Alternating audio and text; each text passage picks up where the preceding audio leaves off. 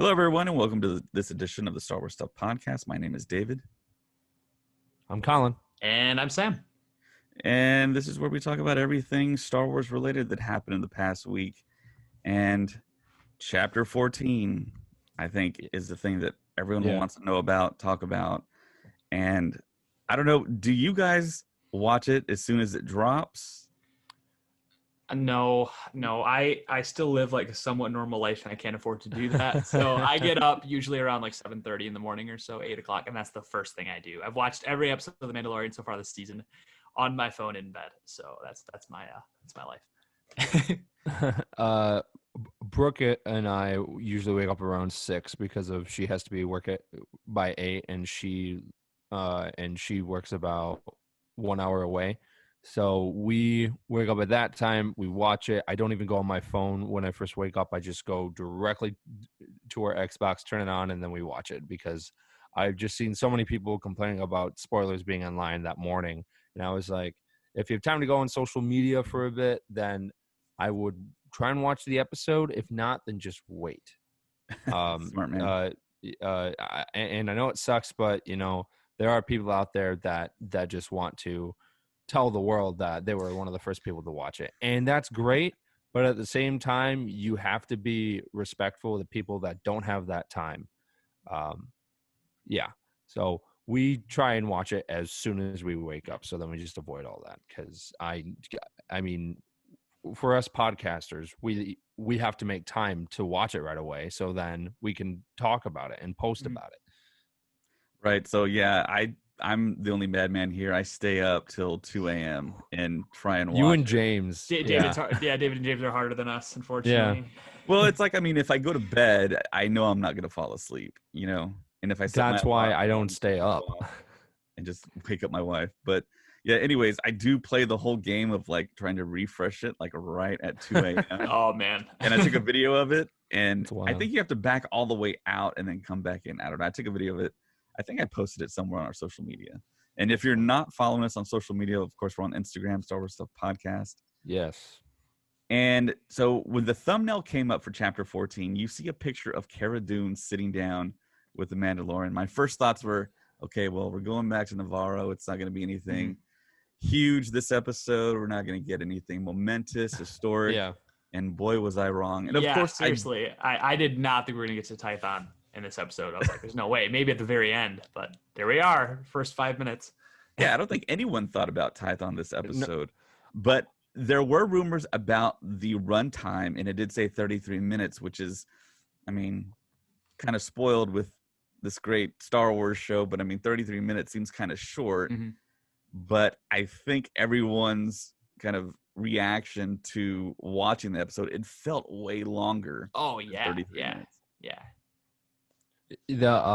For me, I thought I did not expect for the main character to show up like that. The way that he did and the timing that he did, it was just like, boom, he's here.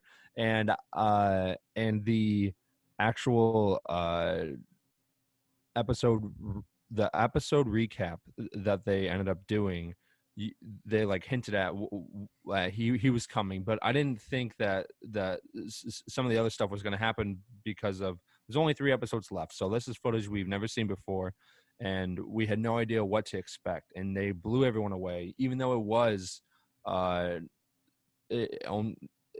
that it was 33 minutes. So I think they did a fantastic job, and the way that they did everything, this was probably the most action-packed episode that they've done. Yeah. And it's just been spectacular. I loved it. I thought it was amazing, and we learned more history, and it was great. So that's the thing I wanted to talk about, the recap. I mean, we see the image of the dark figure walking up to Fennec Shan's body, and of course, you hear the iconic Boba Fett spurs, and that's the first person I thought of. But for some reason, people didn't think it was Boba Fett. And I was like, that has to be Boba Fett. Either that or Cad Bane, I guess. Right. But knowing that Favreau loved Boba Fett, I'm like, man, that has to be Boba Fett. But them showing this recap, automatically I was like, Boba Fett's in this episode. Yeah. So what are your guys' thoughts on that? Should we get these recaps the way that they're doing them because they're kind of spoilery in a way. Yeah, they do have the option to skip it, which is nice. But at the same time, I use the time of when they're doing the recap. I like go and grab some food real quick, or just kind of get comfortable and get ready to get fully zoned in. So that's the main reason why I do it. But I watched this recap and I was like, interesting. And then and then the episode occurred, and then you just see him just coming around the corner, and you just hear the iconic engine sound, and you're just like, oh man, it's happening now. I was not expecting to see Slave One. Seeing Slave One blew me away. Oh yeah. That was such a cool entrance. It was like, yeah. Oh man. So did you recognize the engine sound without seeing Slave One? Yes. Like yes. Yeah, and I mean, and the reason why is because in of course there's the movies, but in Star Wars Battlefront 2, there's the starfighter battles, and they've just put all the iconic like movie sounds and the sounds of ships into that game for all the ships. So every single time that you're flying an X-wing or something and you hear the engine, you know you need to fly away because that thing will chase you down and shoot you. So as soon as I heard the engine, I was like, no way. And it just came around the corner, and you're just like, that thing looks beautiful, and this is so soon. Like I just was not expecting it, and I think they did a great job with having that come back, because of this episode is great. I love the show is because of we are seeing a bunch of new stuff, but at the same time, this show gives us the opportunity to pretty much give us closure on some stories that were told in the original trilogy. And seeing Boba Fett, I think we'll finally get closure on the whole Sarlacc pit thing and who Fett really is, because of he has been built up as this legendary character, but we've never really seen him do anything super crazy. And in this episode, you just see him go he's so cool out, so and cool. it's beautiful. It's amazing. Yeah, I mean it was wild. It's a shocking thing. We get so many shocking moments in this series, and there was actually a rumor out there that they built the Slave One cockpit in the volume, and it's somewhere in one of the 3 volumes that they have built. And of course, there's a rumor out there there's going to be a Boba Fett series. So, I mean, what better thing to do? Just use that for the Boba Fett series as well. And if you see the conceptual art at the very end, you see more inside of Slave One. So I think they maybe shot more scenes inside of Slave One. We just didn't get them in this episode. But it seems like that was the plan all along, to build the cockpit and have Slave One, which makes me think ahead, and maybe we get Slave One as Mando's main ship in the future. I don't know. That would be insane. We don't know what happens to Fett in the future. I mean, like, I'm talking about like going into the sequels. So something that could happen is that during the period of the show, like there's a possibility they're on a mission and Fett doesn't make it, and then he passes the ship on to him. Because again, we never got real closure on Fett during the original trilogy because of the whole Sarlacc pit thing. People were saying he's dead. People were saying that he escaped, and now it's canon officially that he's out of there. Yeah. It's going to be interesting because we have no idea now what's really going on. So his new ship, and I mean in particular, which we'll get to that later because we still got a lot to talk about, but it's going to be interesting because there's a lot of unknown things, and it's just going to be theories for a while, and I'm super excited to see all that kind of stuff kind of go into play. Yeah, if I were a betting man, I think they ultimately end up killing off Boba Fett at some point in this series, maybe in a season or 2. I just think they need to, they could close that character arc the right way, now. Because I think a lot of people were kind of, especially when Jango Fett became such a prominent character in the prequels, to kill off in a way Boba Fett in the Sarlacc pit, is a little bit anticlimactic. So I think he'll probably have a character arc. We already see that a little bit, right? So he might, turn good, I guess, in a way. And then I think they'll probably kill him off in a valiant way. That's my guess. And then maybe we'll see Din Djarin take that ship. We'll see. Yeah.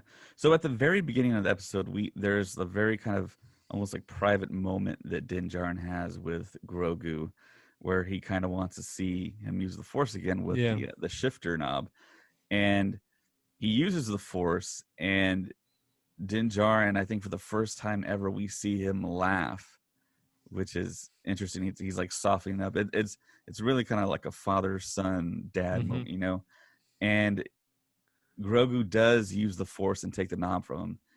And then Din Djarin exclaims, "Dank Ferric." And I was just kind of like trying to figure out why he said that and what his like thoughts were behind that exactly. Because it seems like you could kind of interpret that a couple of different ways. Like maybe he was upset kind of that, it is kind of, he is a Force user and he has to end up leaving him and reuniting him with the Jedi, or was he happy the fact that he does in fact have it was like a reassurance in a way that he does have those powers? I think it is more of curious Din Djarin, because he spent his whole life not really knowing what the Force was, so it's probably like him doing that, using the Force, and then him being like, crap, like, whoa, like that's crazy, I can't believe this is real. I think that was the reaction, but at the same time I can see where you're coming from, or where he's like, dang it, he's using the Force, he's gonna be leaving us soon, and I don't know how to deal with it, because of in the last episode when he went to go and grab him, you could tell he was a sad dad. Like he was not happy with letting him go, and he was holding on to him for a while until Ahsoka came up and said that you have to go here, and he's like, oh, okay, I get to be with him for a tiny bit longer.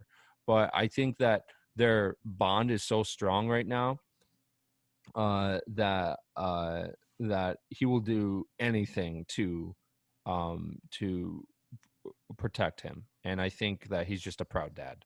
And I think that he's grown a lot since season 1 of just being that lone wolf to now he's with someone. And that just shows you how great the directors and the writers, how they make these characters.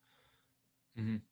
Well, yeah, we've always seen Din Djarin as such like an independent guy, at least in the first season. And so now seeing him, having to care for this child and stuff, and like growing an attachment to probably the first, being that he's really had an attachment to, since he was taken by Death Watch. So, I mean, I think it's interesting. We're seeing a lot of his character develop through that interaction for sure. Mm-hmm. So the title card hits, Chapter 14, the Oh, I know. My mind was racing. Yeah. I wouldn't say my heart started like beating faster, but I was kind of unnerved in a way, because it's like, oh my gosh, what happened? I figured something was going to happen with Grogu. Maybe we lose a character. I don't know, but yeah, I kind of got worried. And they pull up straight on to Tython. Yeah, I mean that was a huge surprise. Something that I've been thinking about is that this planet in Legends was like the first planet that it was the planet that had the first Jedi temple, and in Legend, and then then we go to Last Jedi, and the island and the planet that Luke Skywalker is on in the Last Jedi in the beginning of Force Awakens, they are saying that is the first temple. So I just want to make it clear to people that right now that planet of the Last Jedi, that is canon for the first like temple of the Jedi. This planet that they go on in this episode of The Mandalorian is not canon as the first temple. because I've just seen so many people been talking about that and not actually doing the research and just claiming that it's the first one, and I was just like, no. Yeah, the pictures I've seen of Tython, it looked a whole lot more lush, Yeah. more scenic, and I know in the comics, Dr. Aphra takes Vader to an ice cap on Tython. So, of course, it's kind of a thing that's kind of talked about, the fact that when you go to a planet in Star Wars, it's always one climate. Maybe Tython is our first planet where we have multiple different climates. Oh, well, no, I was gonna say, there is the planet Kessel. Remember in the third or the second episode of the arc of where Ahsoka is, she is with the sisters, and they go to Kessel, and they go to that big castle like in the forest and stuff, and then they travel to the other side, and it's nothing but like rocks and a desert, and then they see like the area of what we see like in Solo. Like that was two different climates there. Yeah, I was referencing more the live action aspect and the whole historical debate on it. Yeah.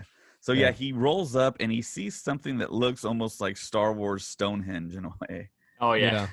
And the cool thing is he lands kind of off to the side and jetpacks his way up to the top of that mountain to the Scene Stone, and it's like, wow, we're already here. They're already doing this. And he sets him on the Scene Stone, and like Colin talked about earlier, you hear the engine rumble.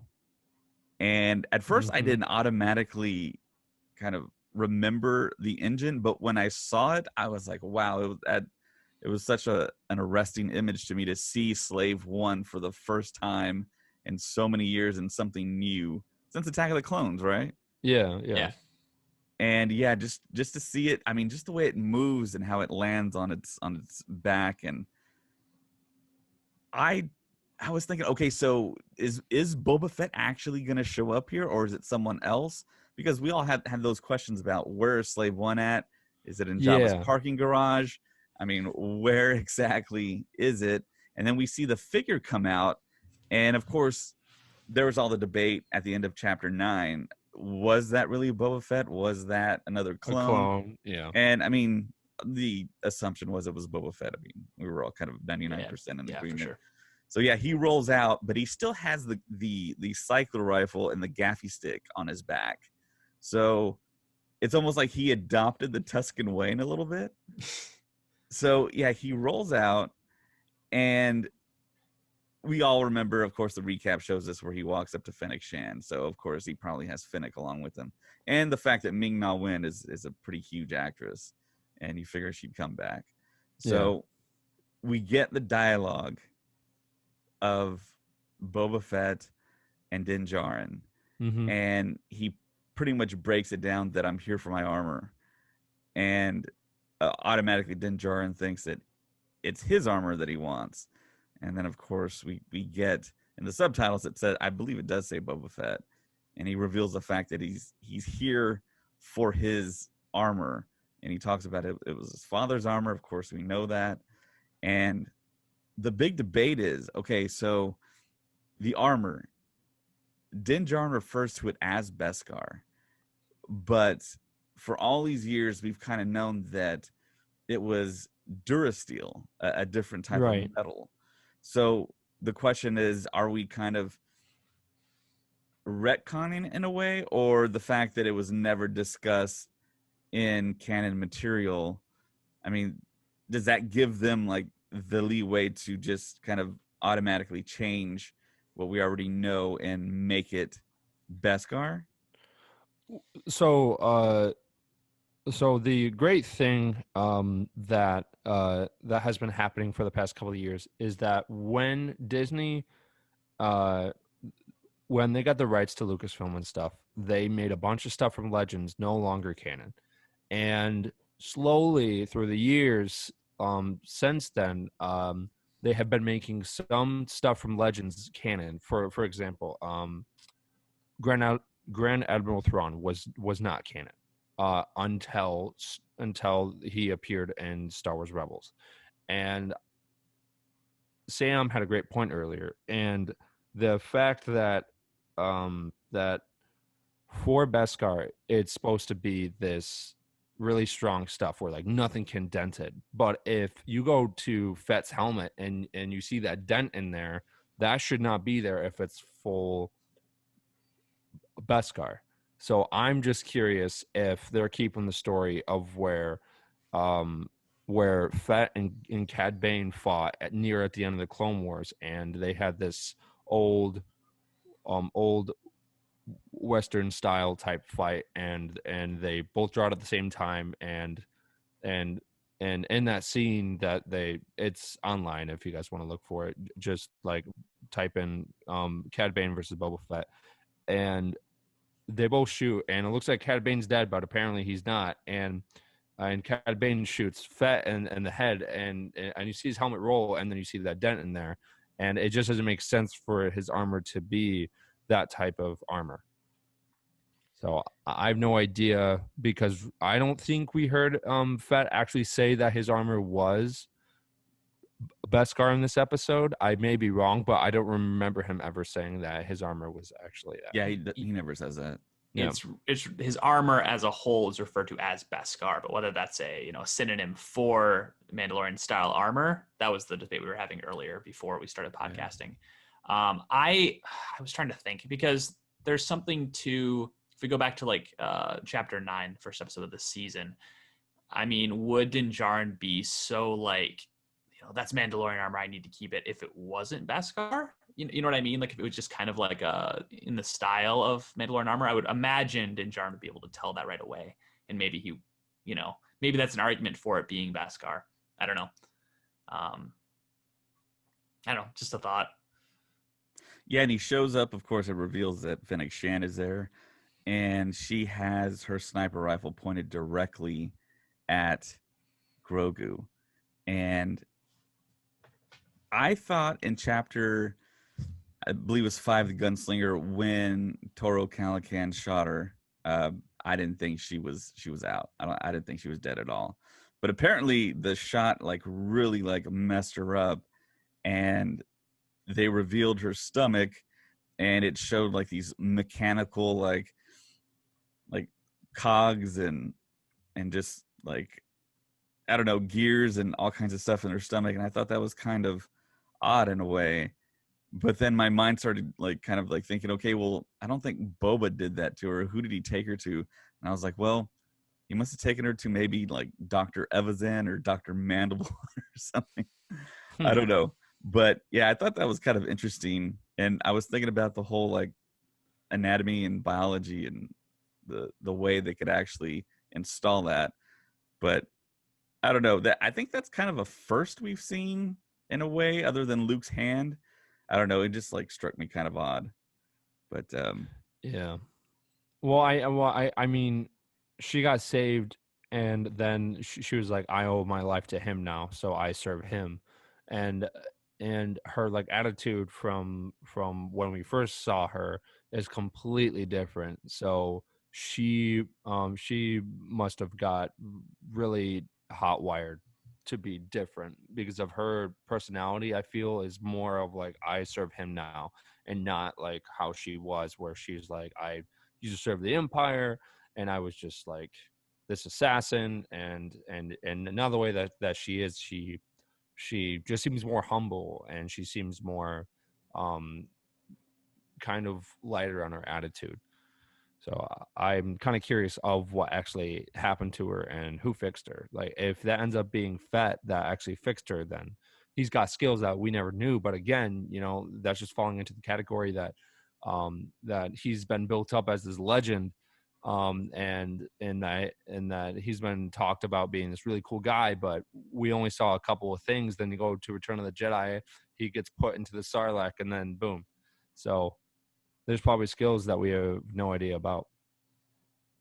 Interesting. Yeah, you think she's a full-on cyborg now, like more than just her stomach has been worked on. Yeah.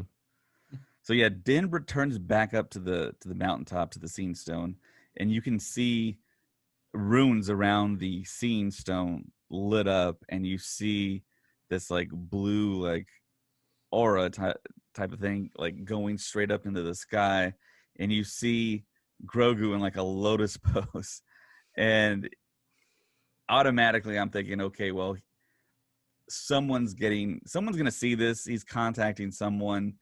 He's having a force vision, and of course, Din tries to race up there and take him from the stone, and he gets kind of shot back by a force field, pun intended.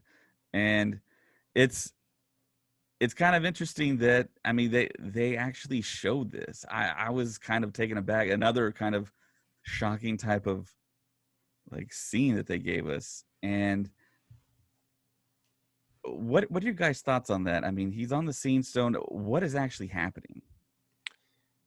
I think he's communicating to a Jedi of some sort. I mean, I don't think he's. I mean, what do you think, he's setting up a beacon or? Yeah. Yeah, that was my thought too. Kind of like in Lord of the Rings, where they light the beacons, and I mean, who's gonna just the spotlight through space? Yeah, exactly, like a force spotlight.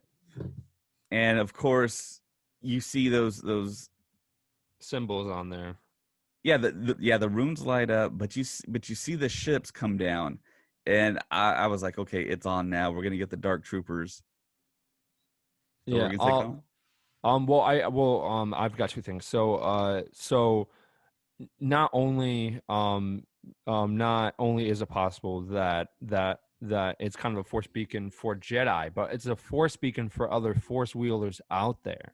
Right. That may not be on the light side. So I think that might play into the next season of where they're going on adventures, and then they end up running into an old Sith Inquisitor that survived or something like that. I think that's a high thing that could happen. And I'm thinking that soon Din Djarin will probably get to use that spear that Ahsoka gave him and have more training on it. So then we'll probably see more lightsaber type fights in the future.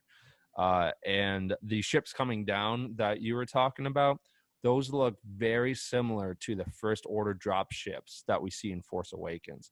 So I think that I didn't make that connection, but you're totally right. So I think that the First Order did use some of the old Empire resources and just kind of did some remodeling on some of the stuff that they had. Because if you go to Force Awakens, it's TIE fighters, but they've kind of added some things to it, so it looks different, but it's the same. And then there's the Stormtrooper armor, where like it's the same but different because of like their eye slits and everything. So I think that the First Order is slowly coming, and I think this was a subtle hint to the First Order that a lot of people are just kind of not seeing right away until like someone talks about it. Yeah. Well, I think we're going to see an evolution in ships and stuff, and slight design changes. And I think we're going to see that build throughout the series, where it gets closer and closer to First Order. We might even see some First Order logos start showing up, like we see in Clone Wars near the end, like during the last season. You start seeing the Empire logos on stuff. Oh, it's so cool! I love that. So yeah, pretty cool. Yeah, I thought it was going to be Dark Troopers that rolled out, but of course we get the Stormtroopers, and I think it's the first time we ever get a Stormtrooper in the series with the orange pauldron like we saw in A New Hope, and we see them roll out, and we see. I thought them that was red. No. I think maybe like red orange. I don't know. Oh, okay. I always thought of it as orange, but yeah, we see them roll up on them, and of course we get to finally see Boba Fett without the armor in action. And actually taken out, and dude, he used that gaffy stick, man. He used it. Like I mean, his facial expressions, you could like tell that like he knew what he was doing, and that also kind of makes another question: is that he's got all these skills. Why did he not take his armor from the Marshal on Tatooine? Yeah, no, I was thinking that too, because he has his ship clearly. So he has like resources, right? Yeah. So I was thinking that too. I mean, I guess we don't really know exactly how long Cobb Vanth has had the armor. Right. I mean, it could have only been, a couple months even. I don't quite understand the timeline on that. Yeah. Yeah, seriously, why couldn't he take out Cobb Vanth? Well, here's my theory. I think Fett was tracking his armor. He saw that he had it, but he saw that Cobb Vanth was using it to protect his people. And I think that he was like, oh, maybe my time as a bounty hunter is over and stuff. And then Din Djarin shows up, and the whole thing went down with the Great Dragon. And then he's like, okay, well, now someone else has my armor, and he might not be a good person. I need to hunt him down and get my armor back. I don't know. He's a simple man making his way through the galaxy, though. I mean, he's kind of an independent guy. I don't know if you'd necessarily. He's probably too selfish to do that. That's my opinion of the character, at least. I don't know. The way that he was acting during this episode kind of changed our perspective. That was serious, because I know we talked about during the Chapter 9 podcast, we were talking about, Boba Fett's kind of potentially loathing towards like all Force users in general because of Mace Windu and stuff. But the fact that, he kind of has, now he's a man for his word, and he's committed to getting Grogu back, that's, it's interesting. There's definitely been a character change throughout, I guess between the 6 and now. Return of the Jedi. So yeah, really depending on the time to where he actually gets out of the Sarlacc pit, and I think we're all assuming he joins the Tusken Raiders and kind of maybe was in that Chapter 9 battle against the Krayt Dragon. Maybe he was still like trying to recover from his Sarlacc pit injuries. And maybe he was just trying to recover his strength and looking for the best time to actually attack Cobb Vanth. And, of course, Din Djarin shows up and takes the armor. So maybe that threw off his plan to recover the armor because, Boba Fett does say Cobb Vanth when he does talk to Din Djarin in this episode. And, it's some of the most creative action I think we've seen in Star Wars live action. And we do see some of these stormtroopers get their armor like really destroyed on them. I was trying not to cringe. When you see the helmet on the ground, it's like completely crushed in. It's like, oh my gosh. I see those helmets on the ground. I see my helmet on the ground. I'm just no. I'm just like, oh man, I would die. Die if that happened to mine. If we're talking about stormtroopers really quick, did you see the new TK we saw? The Mortar stormtrooper. And we've never seen a Mortar in Star Wars ever. I just looked it up. I was curious. Too. Apparently, they're mentioned in Chapter 8, Redemption of Mandalorian. I don't recall that quote, but maybe they say something about Mortar stormtroopers somewhere. But this was their first screen appearance. Was this episode? So I'd have to rewatch 8 to see where that is. But that's what good old fandom says. So a lot of people did comment on the fact that the environment seemed like they almost took the production outside and they shot in somewhere in California up on a hill. But we don't really know if they did that or just used the volume. I want to say they went out to an environment and shot it. I'm pretty sure they did it in on location. Yeah. That'd be a heck of a set to make. And it was dynamic enough for a long enough stretch that I think it was real. Yeah, I totally agree. And, of course, Ming-Na Wen is Fennec Shand. She's at the very top of the hill. And, of course, we see the border trooper, and then they're setting up an E-web. And once they start shooting, they hit a huge boulder. And, of course, she forces the boulder off. And a lot of people were like, okay, well, there's the nod to Indiana Jones. Yeah. And, it takes out the E-web almost comically, and does it move? you can really see like almost like the splattering of the stormtrooper that it takes out. And then we see some kind of acrobatics by Fennec Shand. She jumps backwards and has like this wallpaper pose midair and shoots back. And of course another support troop ship lands, and I was like, okay, we're getting dark troopers here, but no, it's another round of stormtroopers. And of course, Din Djarin still trying to get Grogu off that scene stone to protect him. He's in full on dad mode, trying to save him. Well, the fact that Grogu's time was a little bit, I don't know. I was like, come on, man, you're not gonna. I don't know. Yeah, I know. It's kind of like one of those things. It's like, man, I mean, it didn't work the first time. You think it's gonna work the second time? I don't know, but yeah, so Grogu ends his like force channeling on the Scene Stone, and As he's walking away. Yeah. Oh, yeah. If he would have just waited Kills just you a with little timing. bit longer. Well, the other Yeah. thing is that if Din Djarin didn't have to put down his jetpack, then he would be like unstoppable, and he could have gotten. Oh well, okay. Dark Troopers. So here's one thing about that. In chapter 10 from this season, there's that scene where he gives that bounty hunter his jetpack, and then he presses the button and turns it on, and then the jetpack comes back to him. Right. Why didn't he do that during this Oh, episode? and just get it, because he could have like. Yeah. No, because that was a big thing. I noticed that when I watched it the first time that he set down his jetpack, and the whole episode I was thinking like, man, if he had his jetpack, he'd be like freaking pro. So clearly they did that to like handicap him a little bit. Right. But yeah, I didn't even think about that. Yeah, why can't he just remote it back to himself? Right. Like that's ooh, is that a plot hole, Filoni? Mhm. Come on, man. No, that is interesting though. I hadn't thought about that. Cool. Yeah, the stormtroopers too.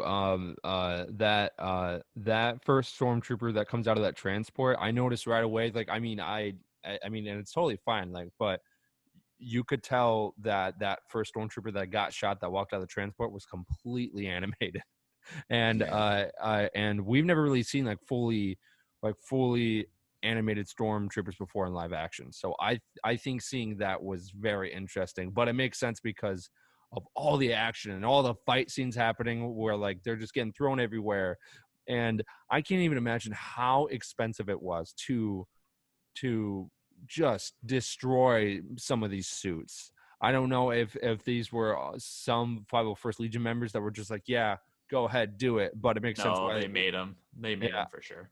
Well, I mean, but again, these suits are not cheap, so it makes sense why some of the stormtroopers in there were animated because of the action scenes. Where like, I think there's a scene where like he knocks a stormtrooper down and like you can just see his neck snaps like hitting a rock, and you're just like, whoa. So I mean, it's insane. This episode was so action-packed, and I don't think anyone expected it. Some of the best Star Wars combat we've seen, like, period, in my opinion. Yeah. Like, it was one of the greatest action scenes. I mean, right up there, like, Geonosis, you know, that, perfection. But, Yeah, I did think about that, too. Are those Stormtroopers 501st related? I don't think they are, because I think we would have heard something by now. But maybe they're only going to use... They're only going to use 501st people. If they do it again, they're only going to do it if they're huge, like, background, not doing anything. Right. Yeah, more like aesthetic and not. Yeah, action. yeah. If they just need this huge mass of people, you know, so. Right. They're not 501st. They also have a budget now. They didn't have as big of a budget for season 1. Oh, so yeah. They couldn't make the costumes. Yeah, so we see the Force communication stop, and then we see Grogu just kind of lay down. And he's like totally spent. Yeah. And of course, we see Fennec try to fend off more stormtroopers, and then Din Djarin shows up. He uses the whistling birds again, and it's always a question. Okay, so where's he getting the ammunition for that? Yeah, he did not use his flamethrower this episode, though. I don't know if you guys were keeping track about Din Djarin's flamethrower usage, but he did not use one this episode. Did not. Yeah, he sure didn't. Something about that, David. I was thinking that too. Is the rocket in Fett's jetpack? Yeah, seriously. Where on earth does he keep it? Especially with Cobb Vanth. He like uses that thing maybe 2 or 3 times, and where's he getting reloaded? Yeah, on the Sandcrawler, I didn't see any spare rockets just laying around. So I was curious on like where on earth was he carrying those spare rockets? Yeah, and I think the other thing to notice was the rocket on Cobb Vanth's jetpack when he wore it was different from the classic rocket. Yeah, and then when Boba Fett grabs the jetpack this time, it's the classic rocket on the back. So that might be a plot hole. But yeah, Din Djarin gets in front of Fennec Shand, and he's basically like her shield, and he's like a tank taking on all those blaster bolts. Yeah. And of course, we see the scene where prior to that, Boba Fett takes out various stormtroopers, and he takes a look at the Razor Crest. And of course, we all know what he's thinking. My armor's there. Go get it. And a very kind of iconic scene now. It feels like we see Boba Fett in his armor for the first time in decades, and he just looks totally awesome. He fills out the armor more so than Cobb Vanth did. Yeah. And almost a little too much in a couple of those shots. Yeah, he's rocking. Boba Fett's rocking the dad bod, and he takes out so many stormtroopers with a blaster and a built-in blaster on one of the gauntlets. It looks like, and it's like a two-shotter. Yeah. And he just walks through like John Wick and takes out all these stormtroopers, displaying like various different moves, shooting stormtroopers at point blank range. And for the first time ever in live action, we see his knee pad missiles go off into a big group of stormtroopers, and the stormtroopers that didn't get hit, they take a look and they run off, which is just hilarious.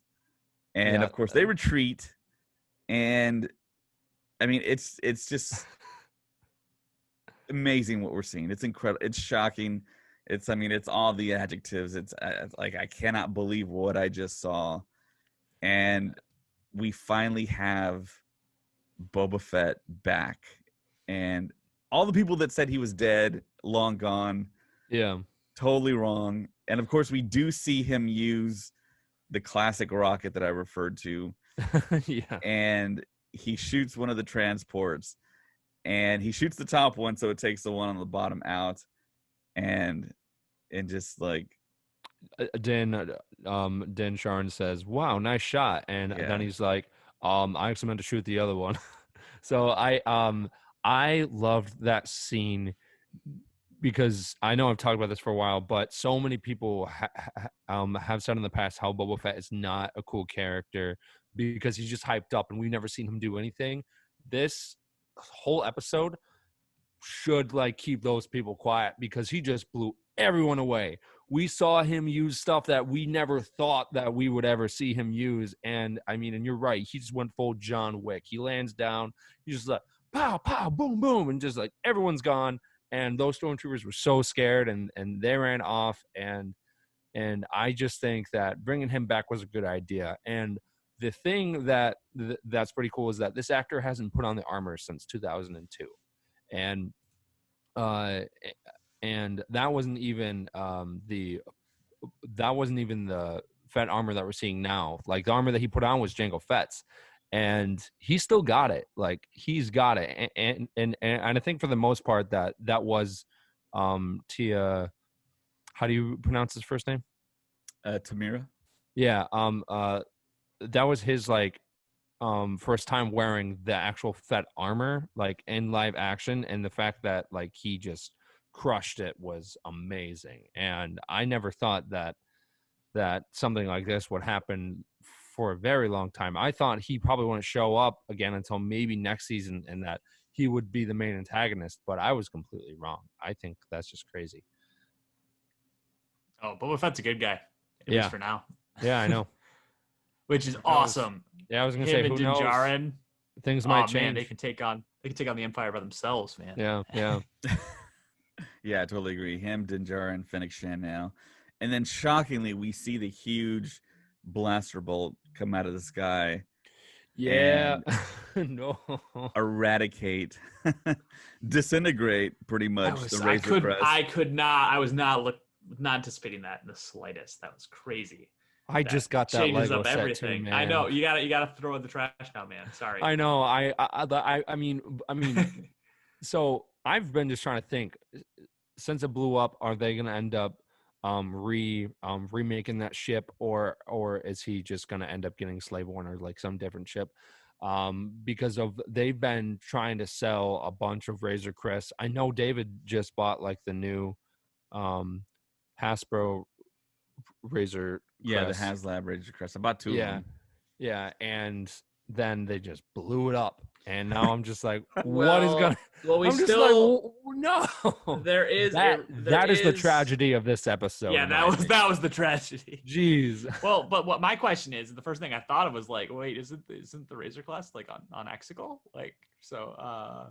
Oh yeah. I don't know. I mean, we know it's because I mean I know who was it that found the Razor Crest looking ship in Force Awakens. That was David. That was David. Yeah. So I mean, it's probably just a model of the ship, right? And there's probably other ones. Just like the Millennium Falcon is a freighter But then model. it's like, I kind of like Din Djarin. Well, via Lexical. Yeah.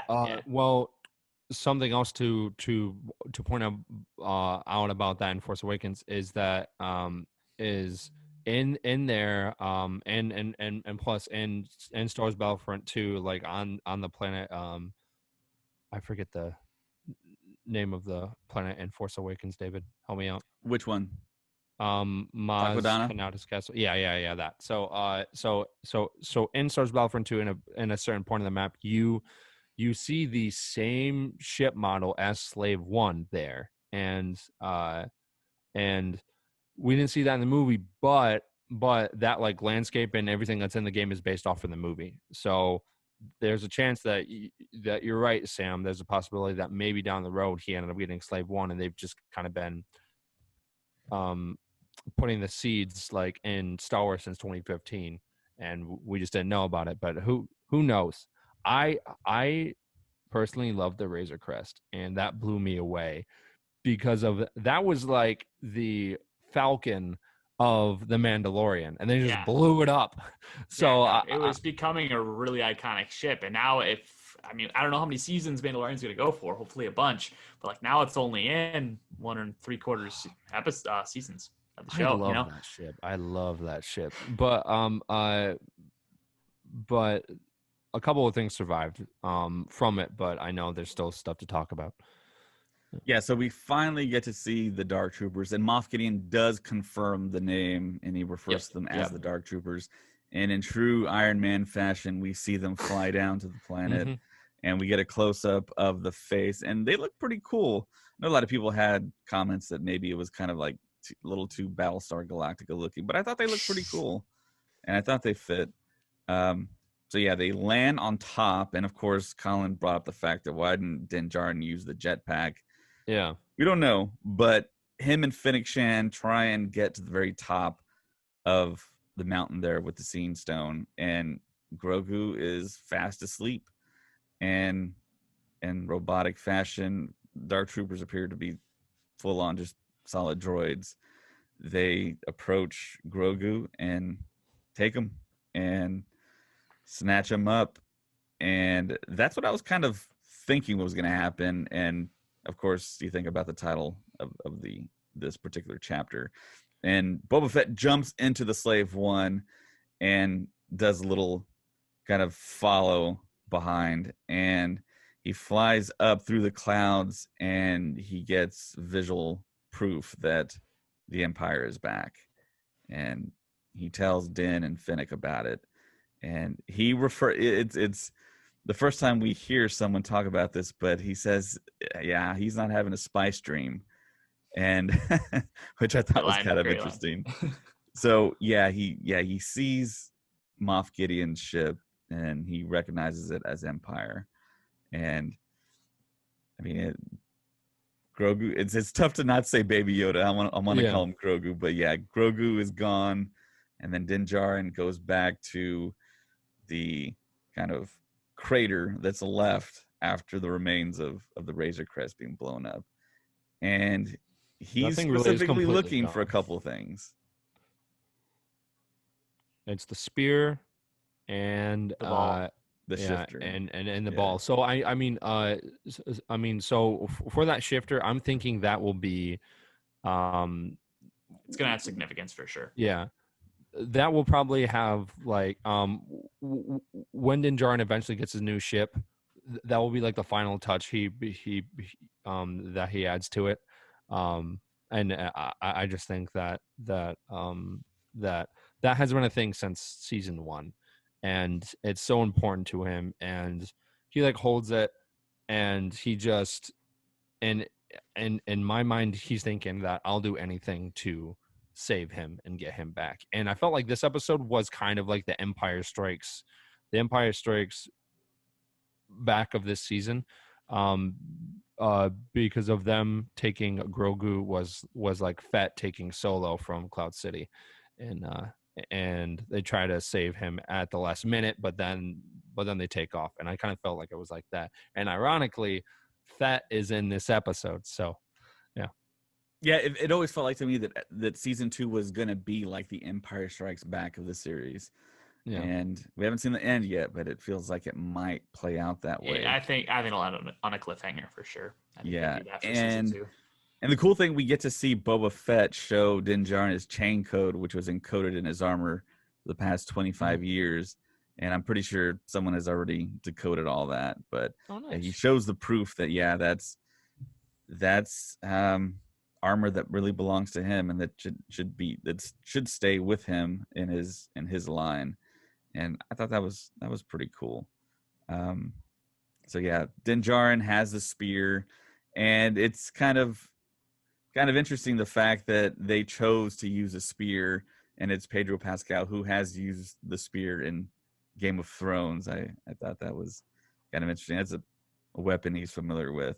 And of course, they all load up in the Slave One and head back to Navarro, and Cara Dune is waiting there, and Din Djarin's trying to assemble Star Wars Avengers here, essentially. Yeah. And asks her to join, and she references the fact that she's a marshal. Sorry, I didn't catch that was a badge when it was first laid down on the table last episode. Yeah. People thought that was like a beacon of some sort, but when she actually says that I am now a marshal of the New Republic, I didn't know that was a thing. I didn't know that's what happened in the end of chapter 11. So or chapter 12. I think it was chapter 12. 12, yeah. 12. Yeah, so I thought that was interesting because of she talked about how she didn't want to be part of that anymore because of what happened. Yeah, I think it's the 3 stripes. If you look at her belt in that chapter, the Carl Weathers episode that he directed, you can look at Cara Dune's belt, and she has 3 stripes on the buckle, and the badge that's there, it also has like 3 stripes as well. Okay, interesting. So, yeah, it's kind of a thing. So Din Djarin asked Cara Dune to look up who can assist, and you see a picture of Mayfield pop up, and it's Bill Burr. So it looks like we're going to get Bill Burr back. And Cara Dune references the fact that she's a marshal now. There's rules to follow. There's a law to follow. But then she mentions the fact that they took the kid. Yeah. I took the kid, wherever it was. And then you just see her reaction. And that, I think that's all she needed. I mean, she's in. And I think they're going to get a slew of, people that it's going to be a mix of season 1 and season 2 characters to help them. And I guess Bill Burr is going to play a big part in it, tracking down Moff Gideon. But of course, it seems like Boba Fett has really good tracking skills too, because he tracked down the Razor Crest. And yeah. Well, what we're starting to see develop is you have like Bo-Katan and the other Mandalorians. They're starting to not like the Empire and stuff. Then you have Ahsoka, who is going after Thrawn, which is probably connected in some way to Moff Gideon, I would imagine.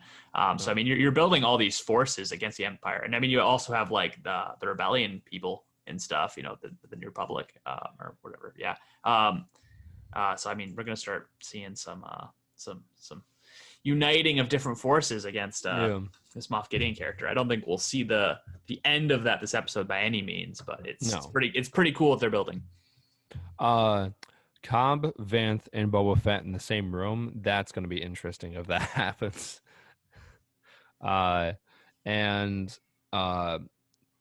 Do you guys see Ahsoka showing up again before the season's done, or are you guys just like, nah, she's doing her own thing? Oh, I wasn't convinced we were going to see Boba Fett this season, and then here we are. So right. I don't know. I don't think we see. I don't know. I honestly don't know. I'll say yes. That's my betting odds. Yeah, I think we all want her to $5. show up, but yeah, it seems like that there's several times where the show kind of goes against convention, like Tython showing up this episode. So I'm hoping for her to show up. It would be awesome. She's the one that sent them to Tython, and they did the thing, put the kid on the Scene Stone. So Ahsoka probably saw the beacon lit as well. Right. And I don't know what the whole like dynamics are that are involved, but maybe, she has no more work left to do on Caladan. I mean, that city is liberated. It seems the whole planet might be okay. Maybe she does find the time. Maybe she needs to join up with Bo-Katan. I mean, I hope we do get the team up. I definitely do want to see her again. And of course, it's a big time actress that's playing Ahsoka. So you figure Avengers, Star Wars. Yeah, I'm all for it, man. So I watch these episodes with the subtitles on, and you see at the very bottom, stormtroopers groaning. And automatically I thought that Grogu was wrecking shop already. But of course I knew that, his force usage drains him. And that's exactly what happened. He totally got drained, and Moff Gideon does show up in the back, and he's confident that he's not going to be injured. And see, I really thought that the way the scene was playing out, that they were going to show the fact that Moff Gideon was maybe force sensitive, but they didn't show that. But he does take out the Darksaber, and that was also an interesting kind of scene too, because he ignites the Darksaber and he puts it so close to the child, or Grogu, and I thought, is he gonna like maim him a little bit or touch him? Is Grogu gonna like reach out and like singe himself? I mean, it was kind of disturbing in a way.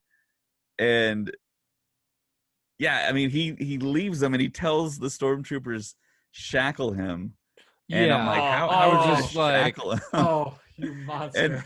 And yeah, the camera cuts away and then cuts back, and then he has these like little like handcuffs on, and it's like, those handcuffs and all kinds of sizes. Yeah, that stormtrooper carrying those was like, what is this for? He walks in, he's like, it's a baby, because I mean, like, those things were so small, and I just think it's funny that they ended up doing that. But at the same time, it makes sense. Like, when they walked in, he was just throwing those stormtroopers around, so it makes sense why they had to do it. But something else that I find interesting is that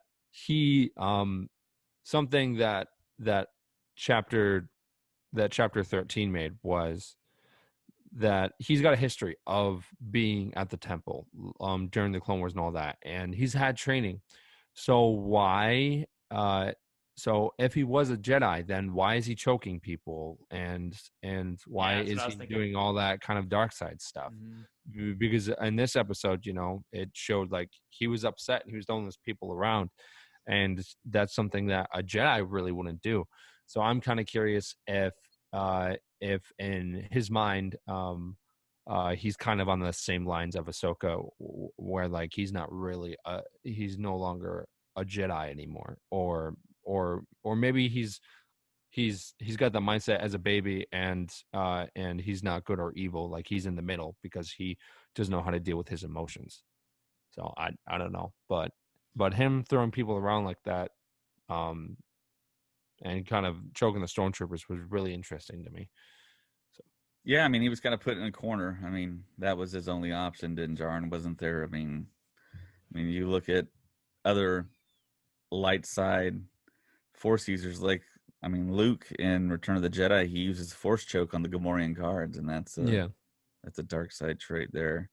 Mm-hmm. But yeah, Grogu also gets stunned, and I think that's the first time we see the white circle stun projectile in live Mandalorian, action, which I love. Since New Hope.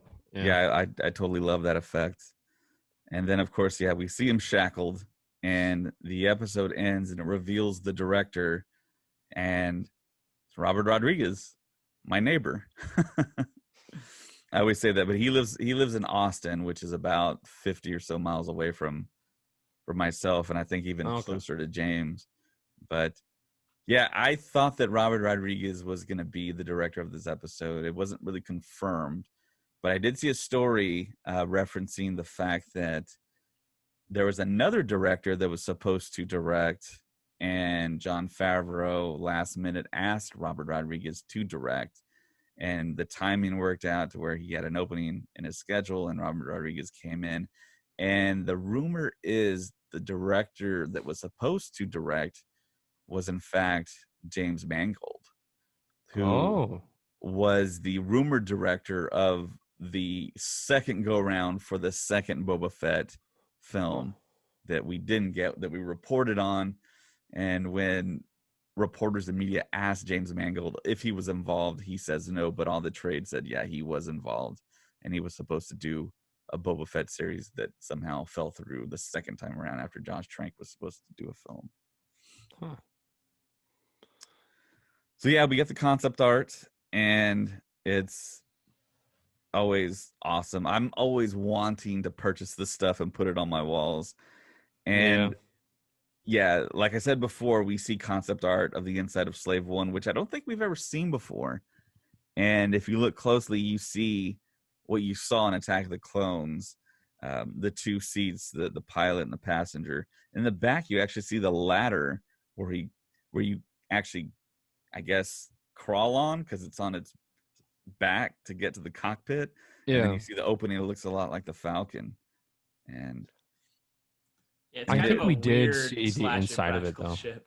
I think you do too in Attack of the Clone Wars. Yeah. Or no. Wars. Yeah. And in Clone Wars, when Boba Fett teams up with Aura Singh to kill Anakin and Mace Windu, and they do have Slave One, and I think we do see like the inside of it. But again, things could have changed since then, so things might not be the same, and he might have done some interior design and like every life day he's got some Christmas lights up there, and he's got like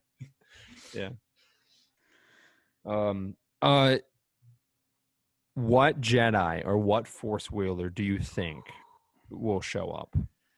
Could be anyone. Could be a character we don't even know. Could be a brand new character. I mean, I was thinking this episode, because Boba Fett's now like not an antagonist, but like a protagonist in some way, at least right now in the story. Yeah. I wouldn't absolutely rule it out that they don't get Samuel L. Jackson back in there. I was about to say that I wouldn't rule it out. I do not think it's the likely answer, but I mean, that'd be crazy first off, and then obviously Boba Fett and Mace have some history, so that would add a really interesting dynamic. They've got the history. I think that would be like a huge thing during next season, like Mace Windu versus Boba Fett, and then you're dealing with like the Empire and the First Order and all that stuff mixed in.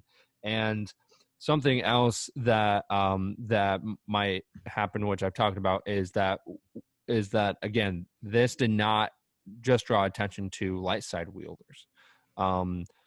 This could also draw attention to some people from the dark side. So when they're on adventures, they could run into people that that were maybe Sith Inquisitors or just people that have just started learning about like the Force and stuff, and they want to like meet him and see what's going on. And a theory that I think that's possible is that there's a character.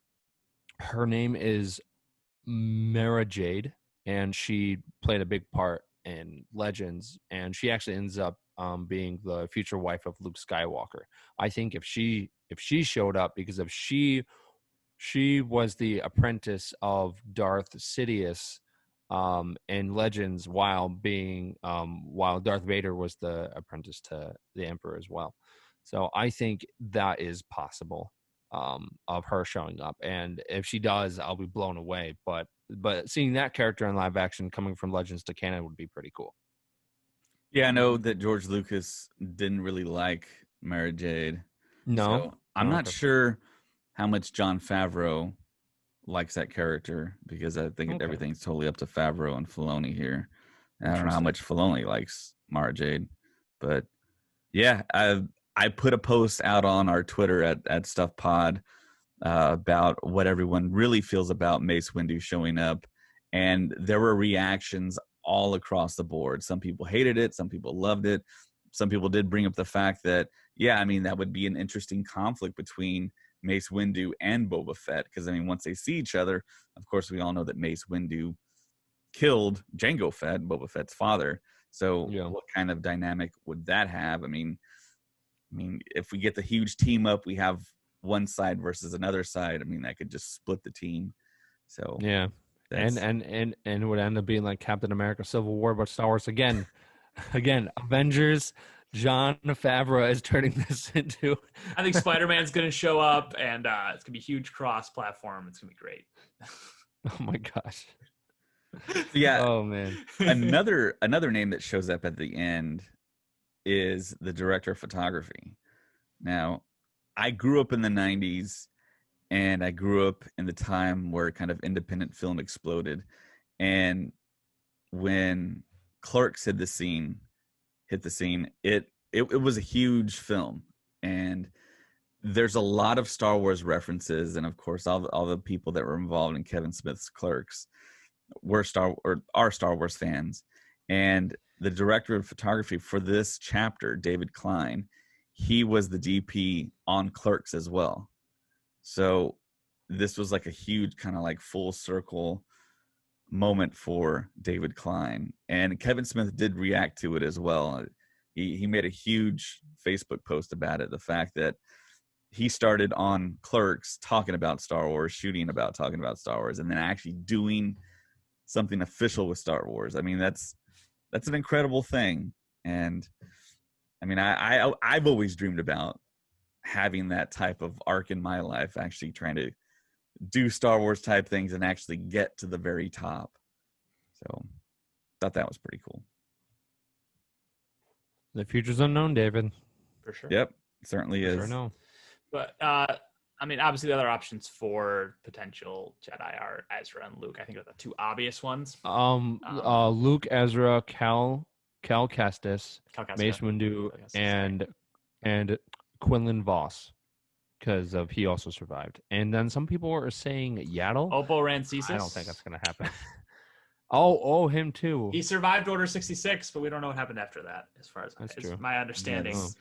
I looked up. I was curious because the casual Star Wars viewer, Yaddle's been popular in the news recently, in the social medias for the casual viewer, because people didn't know who Yaddle was apparently. But I didn't know that Yaddle trained Oppo Rancisis. That was something I learned in this past week. I didn't know. I didn't know about Oppo Rancis's training journey. So there you go.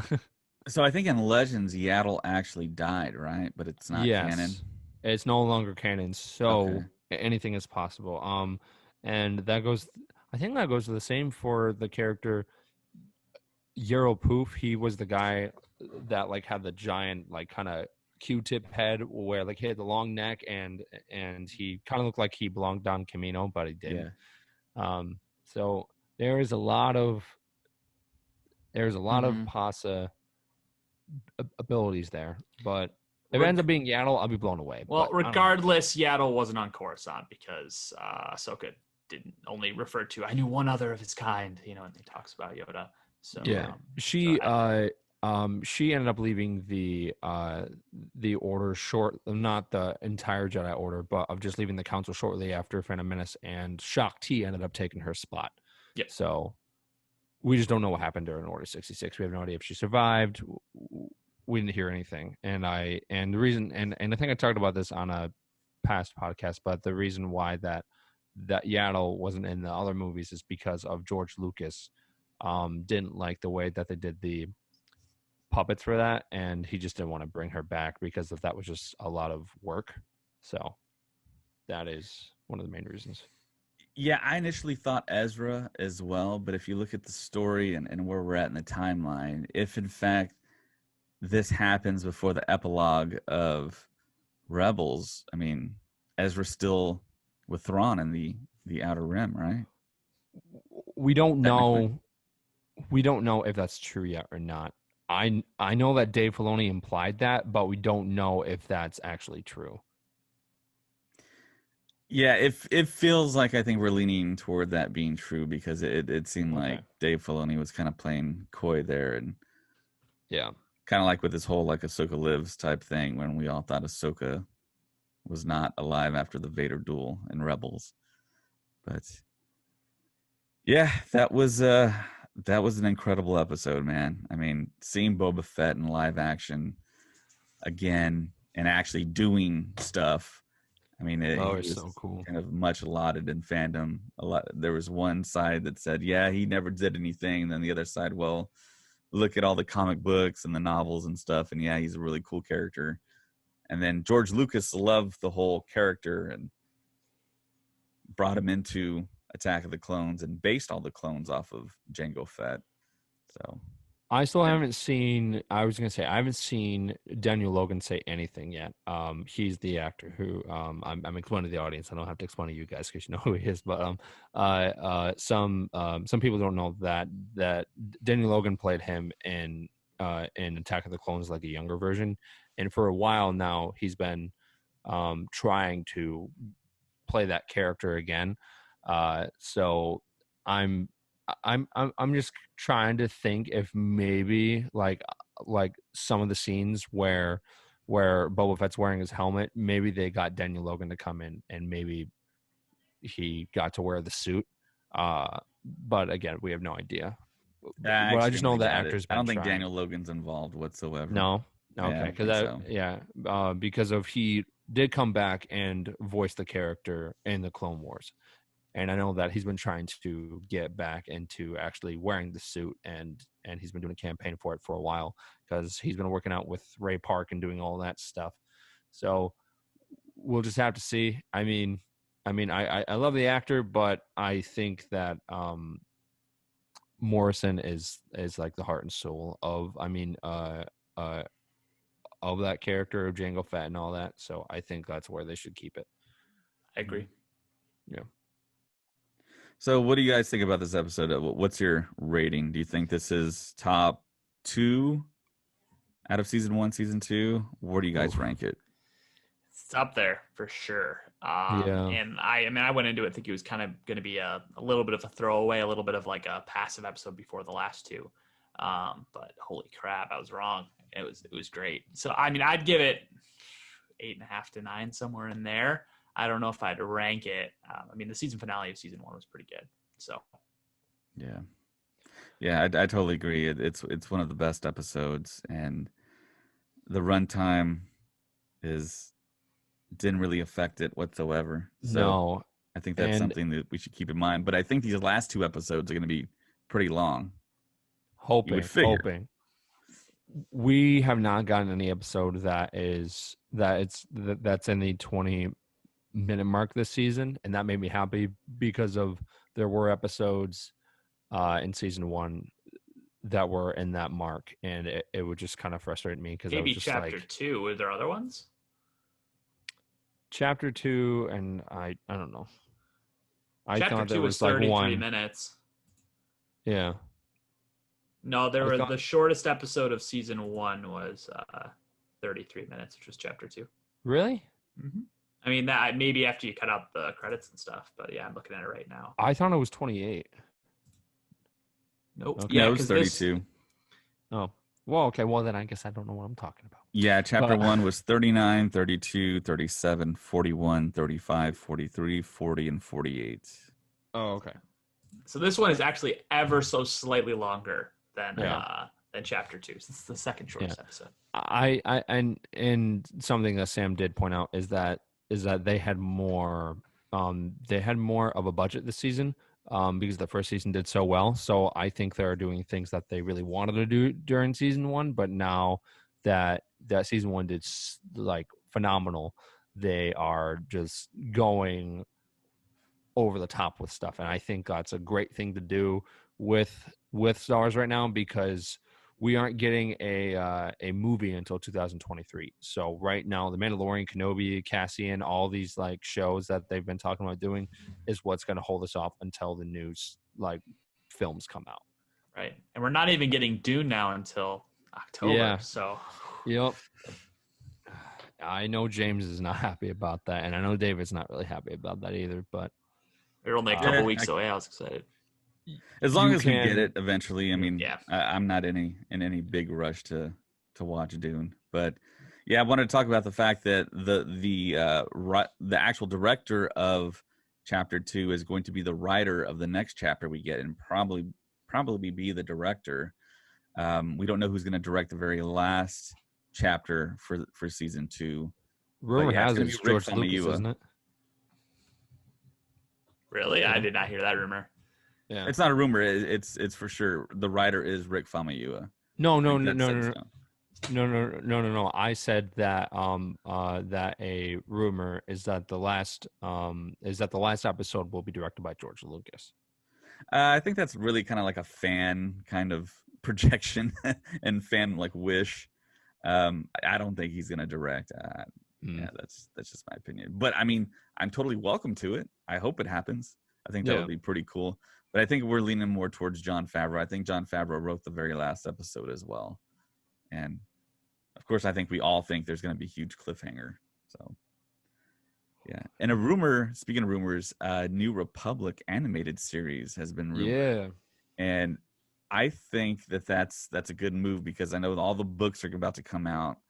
And I think having something on Disney Plus associated to the High Republic is a good move because it feels like it's going to be almost kind of removed from, I think, the fandom in a way. If you just leave it in book form, I think having it kind of really in front of people's eyes, along with the Clone Wars and along with Rebels, which has hit a huge surge after the Ahsoka episode, I think is the move. And if they really do want that era of Star Wars to be important and to be relevant and to be talked about, I think, yeah, an animated series would be great. And with animated series, we don't know if they had already been working on it. I think that was the case with Rebels, right? Rebels had a situation where it was going to come out and they announced it and they had been working on it for a while. I think the same thing with Resistance as well. I don't know, and then the news of Obi-Wan being shot early January, and it's going to be shot. The rumor is Boston, which is kind of odd. Maybe they built a volume at MIT or something. If there's a desert over there, right? I think so. It's outside Massachusetts. It's outside Boston. I think the actor is living in the New York area right now, so I think that might be one of the reasons why it would make sense. But at the same time, I mean, he did come to set for The Mandalorian, so it makes sense that like they would do it there. Yeah, I said they built a brand new volume. And that's in Boston, out of all places, Boston. Yeah, I know it's a weird rumor in a weird location, but yeah, Diego Luna also did a appearance on the Jimmy Kimmel show, and Kimmel asked him directly, what are you doing right now? What are you shooting? And Diego Luna made reference to a small like independent project, and he kind of played it off. And then of course Kimmel knew exactly what he was talking about, and he's like, yeah, with Lucasfilm, right? And he's like, yeah, a small company, Lucasfilm. It's just a small little project with his friends. So yeah, we had known for a little while that he had been in that area in England shooting Cassian, or getting ready to shoot. Yeah. So I'm already getting kind of sad that there's only 2 more episodes left, and that there's going to be a huge vacuum in Mandalorian content. And we're going to wait. We have to wait till next October to get our next shows. So when is Bad Batch supposed to come out? Is that October? I think February timeframe. Yeah, it's early next year. It's first quarter. So yeah, I mean, we don't have to wait that long for new Star Wars. Well, I was talking Mandalorian stuff. Yeah, I know. I understand. Okay, hang on. Wait. You're saying that Bad Batch is coming in February? Yeah, around that time, February, March. Really? Yeah. Yeah, that's been in development, and they've been working on that for a while. But if it's coming that soon, then you thought that we would have seen a trailer or something for it. I thought that was coming out until at least 2022 or maybe the end of next year. That's soon. That's wild. And yeah, I think rumors came out with that as well, that Bo-Katan might actually be featured in that as well. I saw that too, and that they are doing the Clone Wars animation type style for that too, which I think is a good call. I think that's a good call. I don't think they should go back to the style they did in Rebels. I don't think they should do stuff like they did in the Resistance show. I think they should stick with the animation style they've been doing with the Clone Wars because it works. Well, and season people 7 really was like awesome. So season 7 felt like a movie. I mean the way they did that and the storytelling and everything. And something that's great about Bad Batch is that this is happening directly after Order 66. So we have no idea if the team is involved with like the whole thing of them taking out the Jedi because of they were different and maybe they didn't have the chips like the other clones did, and we have no idea if we'll see them be on the light side and kind of do their own thing, or they'll just serve under the Empire and they'll be dark side the entire I'm okay time. with either, honestly. Yeah, It'd be really cool to see, like, from the Empire's perspective, like the SEAL Team 6 of the Empire. That's actually super exciting. I didn't know it was coming that soon. I thought it was coming in like later during the year. No, I thought it was first quarter. I just didn't know it was February. Interesting. Okay, well then I guess you don't have to wait that long for something Star Wars. Then I thought the next thing would be Star Wars Day, but that's awesome if it's going to be that soon. It's kind of crazy to me. I didn't know that. Yeah, StarWars.com says 2021, so the date might be subject to change. I don't know. And COVID might have impacted it too, but I think at least this summer when I heard that, I was thinking first quarter. So that's what's in my head. But yeah, it's totally possible they could push it off 6 months.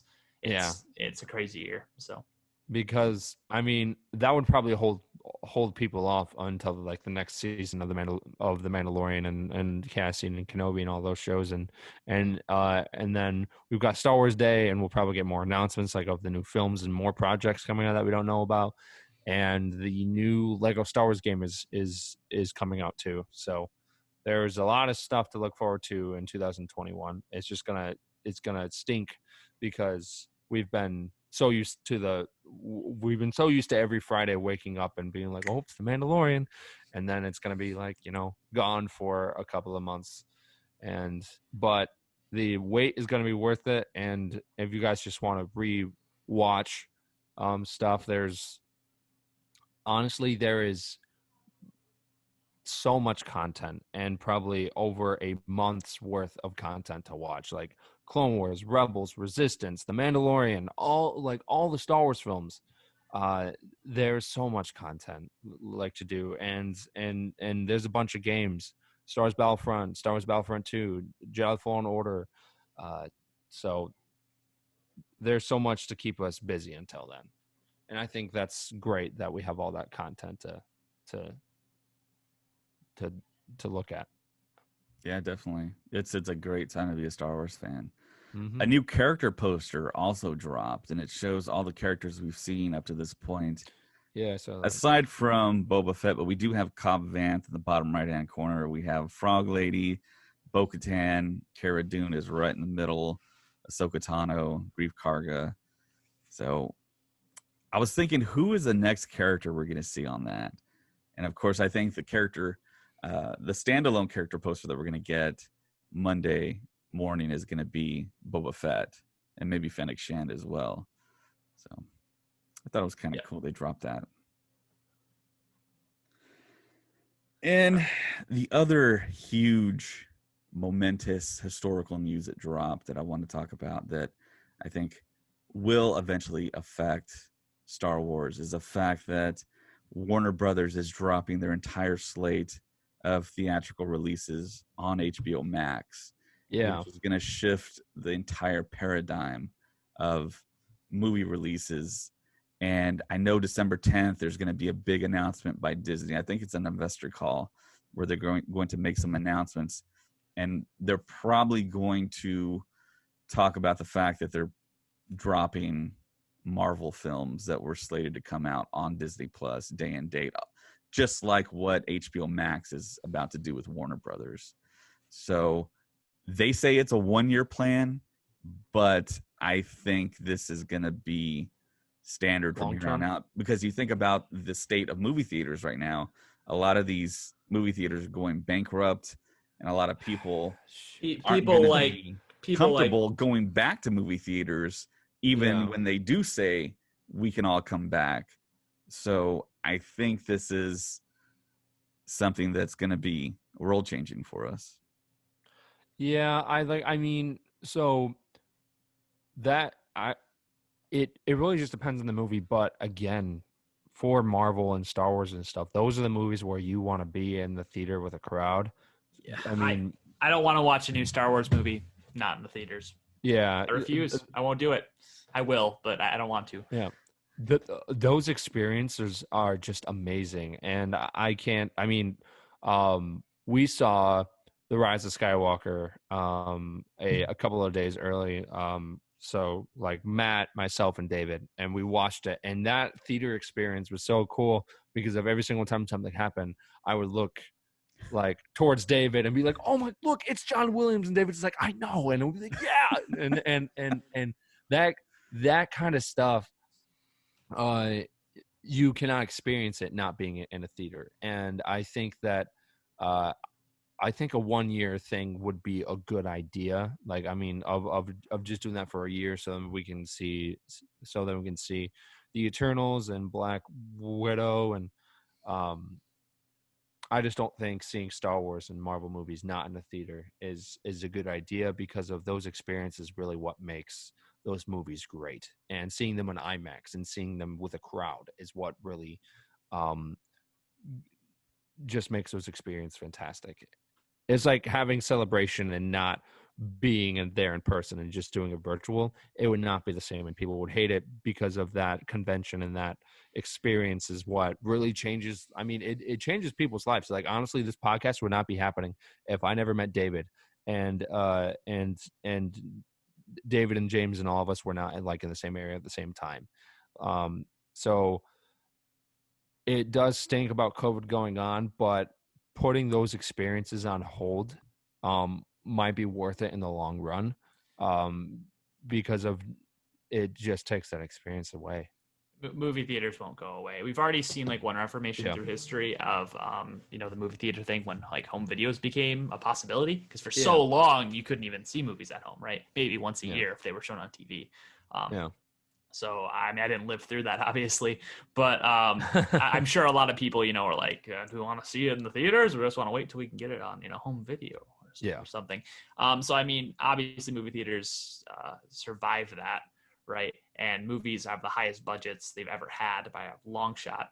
So I mean, I don't think we're going to see the death of cinema, in movie theaters. But I think the industry probably will change. There will probably be more things that go straight to streaming services, but that's maybe okay.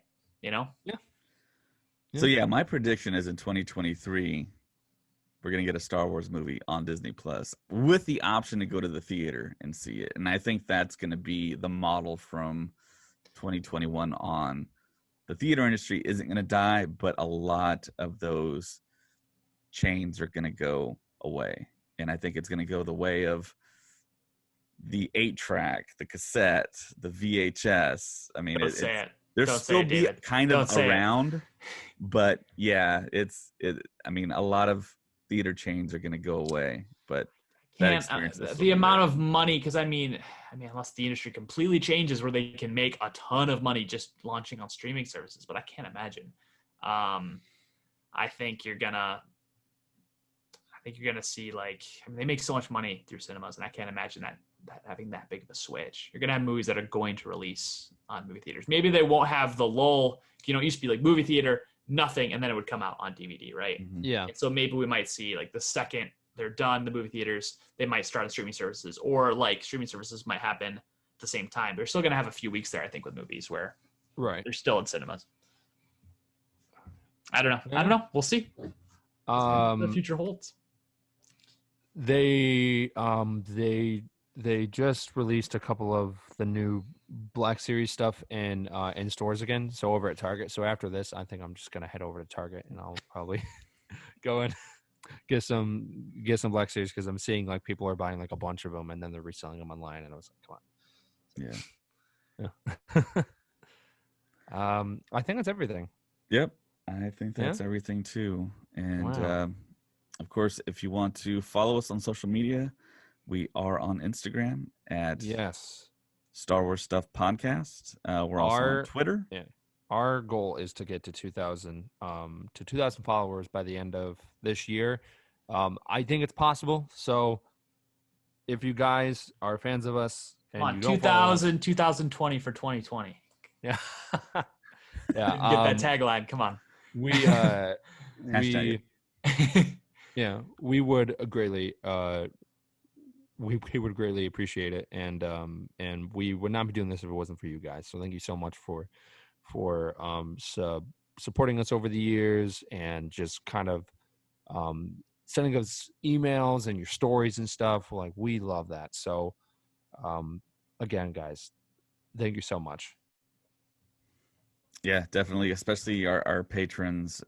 We just got I think a new Patreon subscriber just a while ago while we're recording. So yeah, thank you so much to everyone that's out there. We're gonna drop some new stuff here pretty soon. I actually texted with Matt, and he's about to send me some Clone Wars commentaries. So yeah, Twitter @StuffPod. We're there a lot more now. TikTok. Ray's gonna drop some more videos of her cosplay as who is it? The name Sabe. Yeah, Sabe. I like, and I mean, and she, ironically, she does a bunch of stuff as Rey because of she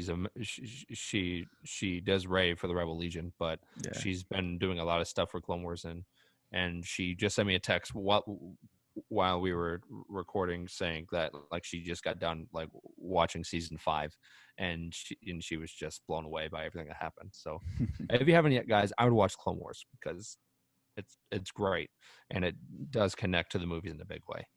Yeah, it is trending right now. And of course, we're on Facebook. We have a Facebook group, and we have a Facebook page. And we also would like for you to go to Apple Podcasts and give us a 5-star review and 5-star rating, and leave us a review.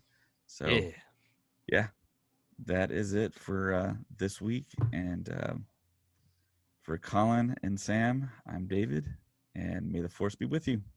Always. Always.